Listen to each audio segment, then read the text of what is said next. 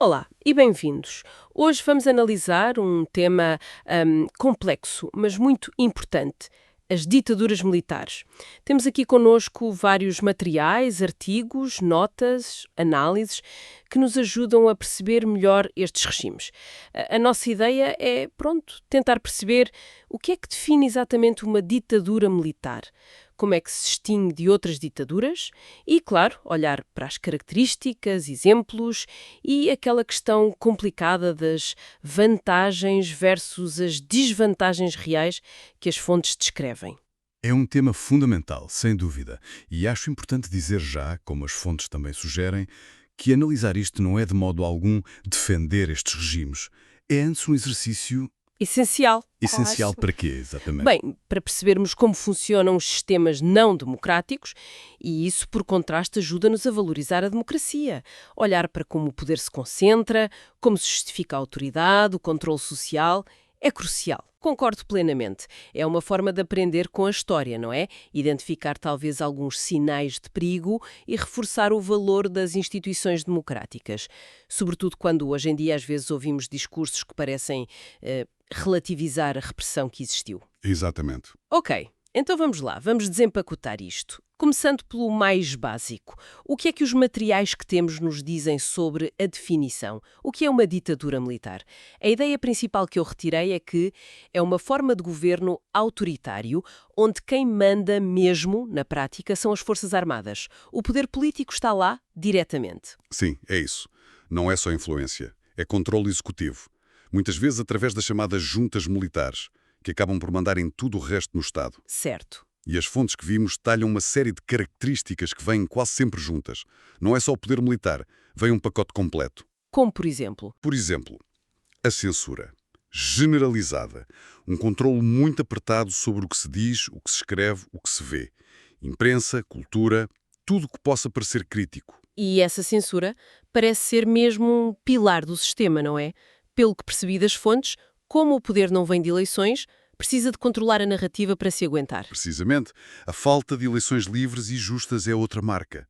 Não há participação popular na escolha de quem governa. Falta legitimidade democrática. E para compensar essa falta? Repressão é a ferramenta-chave. Os documentos descrevem isto muito bem. Repressão sistemática. Opositores políticos, sindicalistas, estudantes, intelectuais, qualquer um visto como ameaça. E repressão a sério? Falamos de quê, concretamente? Prisões arbitrárias, tortura, pessoas que desaparecem, execuções. Violência de Estado direta. As fontes são claras quanto a isto. Um cenário pesado. E como é que estes regimes se justificavam? Qual era a desculpa, digamos assim, segundo as fontes? A justificação mais batida, que aparece em quase todos os materiais, é a da ordem, a segurança nacional, a necessidade de restaurar a estabilidade. Os salvadores da pátria. Exatamente. Apresentam-se como quem vem acabar com a desordem, a corrupção, a ameaça subversiva. Esta última, um termo muito usado na Guerra Fria contra a esquerda, claro. E as fontes dizem que eles se apresentavam como temporários. Sim, muitas vezes. Diziam que era só provisório para limpar a casa e depois devolver o poder aos civis. E que eram apartidários, acima das lutas políticas. Mas, claro, na prática. Na prática, ficavam anos, décadas. Exato. E o apartidário significava excluir toda a gente que não fosse da elite militar ou dos seus amigos civis. E depois usavam ferramentas como a lei marcial, estados de emergência permanentes, para suspender direitos básicos. Está tudo escrito nas fontes. Isso ajuda a perceber melhor. Mas os documentos também distinguem entre ditadura em geral e ditadura militar. Como é que essa diferença é explicada? Basicamente, ditadura é o termo geral, o chapéu. É qualquer regime onde o poder está todo concentrado numa pessoa ou num grupo pequeno, sem controle democrático, sem responsabilidade e com as liberdades muito limitadas. Pode ser de vários tipos, então. Sim, pode ser uma ditadura de partido único, uma monarquia absoluta, uma ditadura pessoal. Há várias formas. E a militar é um tipo específico dentro disto. É isso mesmo. É uma forma específica onde são as Forças Armadas, a instituição militar, que têm o poder político diretamente. E uma coisa que as fontes referem quase sempre, chegam lá através de um golpe de Estado. Uma ruptura. Uma ruptura, sim. Violenta ou não, mas quebram a ordem constitucional. derrubam quem lá estava. E isto, segundo os documentos, acontece muitas vezes em alturas de crise política, económica, social. E aí os militares aparecem como a solução. Apresentam-se como a única instituição capaz de impor ordem. Tem as armas, a hierarquia. É essa a lógica descrita. Percebido. Para isto não ficar só na teoria, os materiais dão exemplos concretos. Acho que vale a pena passarmos por eles rapidamente. Temos muitos na América Latina, não é? Sim, a América Latina, nos anos 60, 70, 80, foi um palco, infelizmente, proeminente. Muito ligado à Guerra Fria, claro. O Chile de Pinochet, 1973-1990, é um exemplo clássico nas fontes. Porquê clássico? Pela combinação de políticas económicas neoliberais muito radicais com uma repressão brutal. Violações de direitos humanos em massa. As fontes detalham isso. Depois, a Argentina, 1976-1983, a junta militar, o tal processo de reorganização nacional, que as fontes descrevem como um eufemismo para terrorismo de Estado, a Guerra Suja, milhares de desaparecidos. Sim, os documentos são particularmente duros sobre a crueldade na Argentina. E o Brasil, 1964-1985, um regime que durou mais de 20 anos. Que também teve fases diferentes, segundo li. Teve fases, sim. Períodos de aparente maior abertura, outros de repressão muito dura, os anos de chumbo, mas sempre, sempre com os militares no controle estratégico e com as liberdades restringidas. As fontes mostram essa continuidade por baixo das fases. Mas não foi só na América Latina. A Europa também teve exemplos, apontam os materiais. Sem dúvida. Em Portugal, o início da ditadura que acabou com a Primeira República, a ditadura nacional, 1926-1933, antes do Estado Novo se consolidar totalmente, teve uma componente militar fortíssima. O golpe de 28 de maio foi militar. E Espanha? Franco, 1936-39, 1975. Embora seja um caso complexo, a base militar foi crucial desde a Guerra Civil, não foi? Absolutamente central. O exército foi um pilar do franquismo durante quase 40 anos. As fontes documentam bem isso. A vitória na guerra foi militar e deu origem a uma ditadura longa com grande peso militar no Estado. E para não pensarmos que isto é só história antiga, um dos documentos fala de um caso atual, Myanmar. Pois é. Myanmar, os militares derrubaram o governo civil eleito em 2021 e voltaram a tomar o poder diretamente. Já o tinham tido durante décadas antes. É um exemplo trágico e atual que as fontes usam para mostrar que isto continua a ser uma ameaça real em pleno século XXI. Olhando para estes exemplos todos, Chile, Argentina, Brasil, Portugal, Espanha, Myanmar, geografias e tempos tão diferentes. O que é que une tudo isto, segundo a análise das fontes? Qual é o fio condutor? Olha, o que é fascinante e triste, claro, e que os materiais nos permitem ver, é esse padrão. Apesar das diferenças culturais, históricas e económicas, o modus operandi da ditadura militar que as fontes descrevem é muito parecido no essencial. Que seria? Tomada do poder pela força ou ameaça, suspensão das liberdades, justificação pela ordem e segurança, repressão da dissidência e o controle militar direto do Estado. É um modelo que se adapta, mas a essência autoritária descrita nas fontes, mantém-se. Isso leva-nos à parte talvez mais controversa que os materiais abordam. As tais vantagens versus as desvantagens reais. Aqui é que a coisa fica mesmo interessante, porque as fontes tentam desmontar alguns mitos. Vamos começar pelos argumentos que, segundo os documentos, às vezes se usam para defender ou justificar estas ditaduras. Sim, é importante conhecê-los. Não para lhes dar razão, mas para perceber a retórica que as fontes descrevem. Um argumento muito comum: estabilidade política. Como assim? A ideia de que, ao acabar com os partidos, com a politicagem, as ditaduras militares impõem ordem, permitem governar sem os conflitos e a instabilidade que às vezes vemos nas democracias. Outro ponto que as fontes referem é a rapidez na decisão. Sem parlamentos, sem debates, um governo militar decide rápido e implementa. Eficiência, agilidade. Exato. E ligado a isso, a continuidade. Políticas de longo prazo, grandes projetos, reformas, poderiam ser feitas de forma mais consistente, sem as mudanças de governo das democracias.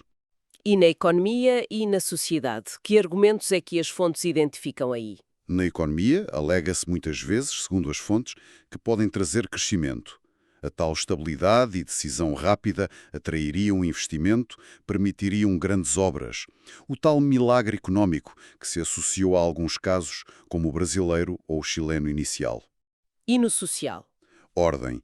A ideia de que há menos crime comum, mais disciplina, impostas pela autoridade militar e pela repressão, claro. Pronto, esses são os argumentos da montra que as fontes identificam. Mas depois, a análise que os materiais fazem mostra um lado B completamente diferente, as desvantagens e os custos reais. Completamente. Se ligarmos isto ao que emerge das fontes da história, dos testemunhos, dos estudos, a realidade das desvantagens é esmagadora. E, na prática, invalida essas supostas vantagens. O ponto mais grave, transversal a quase todos os casos nas fontes, as violações massivas dos direitos humanos. Não são casos isolados, então? De todo, as fontes descrevem a tortura, a censura, os desaparecimentos, as execuções sumárias, a falta de liberdade de expressão, de reunião, como ferramentas do sistema, usadas para calar a oposição e manter o poder. E a promessa de prosperidade económica? Os milagres? Eram mesmo milagres para todos. Os documentos desmistificam muito isso. Mesmo onde houve crescimento do PIB, o tal milagre, as fontes mostram que foi quase sempre à custa de um aumento brutal da desigualdade. O bolo crescia, mas ficava para poucos. Exatamente. A riqueza concentrava-se numa elite ligada ao regime militar, os grandes empresários tecnocratas, enquanto a maioria levava com arroxo salarial, perda de direitos, piores condições de vida. E há outros custos económicos graves que as fontes destacam. Quais? Endividamento externo massivo, muitas vezes para pagar projetos gigantescos ou gastos militares, e que hipotecou o futuro dos países. E a corrupção, Que prolifera sem controlo. precisamente, sem transparência, sem imprensa livre, sem fiscalização independente. A corrupção alastra. As fontes são claras. A falta de escrutínio abre a porta à apropriação dos recursos públicos. Isso toca na questão das instituições. O que é que acontece ao Estado de Direito, aos tribunais, parlamentos? Segundo as fontes, é uma degradação profunda. Ou mesmo destruição deliberada. A separação de poderes, essencial em democracia, desaparece. O judicial perde independência, vira instrumento do regime ou é substituído por tribunais militares. E o legislativo? Se não for dissolvido, vira um carimbador, sem poder real. As fontes também descrevem como a sociedade civil, sindicatos, estudantes, associações de direitos humanos, é perseguida, reprimida ou controlada. Perde a capacidade de fazer contrapeso. E as marcas disto não desaparecem com o fim da ditadura, pois não? Os materiais falam do legado.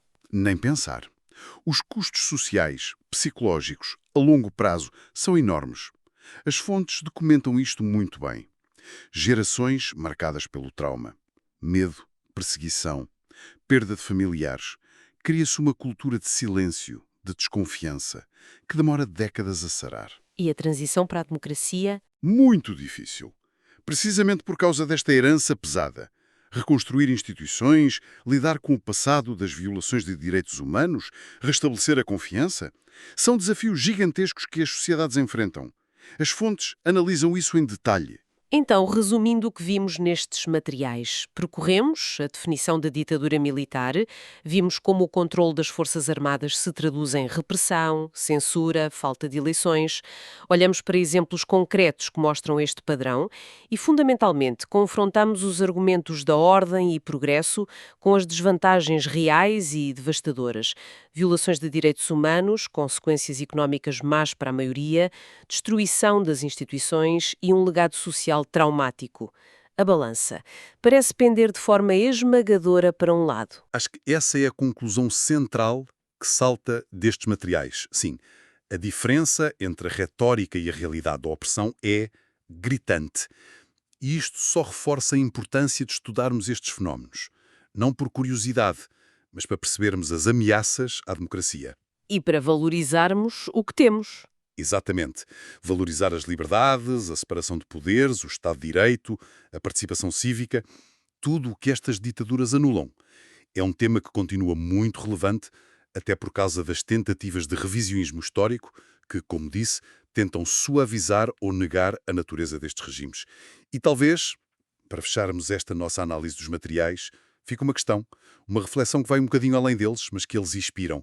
Isto levanta uma questão importante. Que seria? Bem, tendo em conta as táticas que as fontes descreveram, o controle da informação, a justificação de medidas restritivas pela segurança ou contra inimigos internos, a tendência para desacreditar e silenciar vozes críticas, como antipatrióticas ou desestabilizadoras, que ecos, talvez subtis, destas estratégias podemos encontrar hoje no discurso público em vários sítios que possam mesmo sem querer estar a corroer as bases democráticas ou a legitimar tendências autoritárias?